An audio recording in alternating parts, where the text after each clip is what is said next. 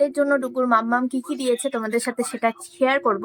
তো বার্থডেতে ভেবেছিলাম বার্থডেতেই চলে আসলে বার্থডেতে পরিয়ে দেবো, কিন্তু আসেনি, একটু সময় লেগেছে।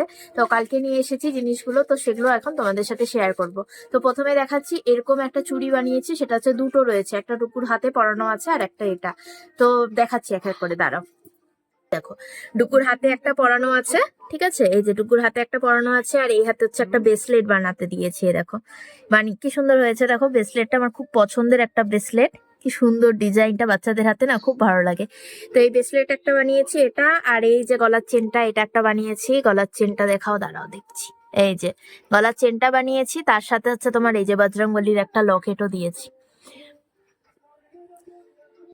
বাচ্চাদের শরীরে না মানে ঠাকুর ঠুকুরের লকেট থাকলে খুব ভালো, ভয় টয় পায় না। তো ভেবেছিলাম লোকনাথ বাবার লকেট দিব, সে হচ্ছে তোমার পালিশ করা নেই বলে করা হয়নি, তোমার হচ্ছে বজরংবলীরটাই দিলাম। তো বলো কমেন্ট বক্সে কেমন হয়েছে সবকটা জিনিস মাম্মামের দেওয়া।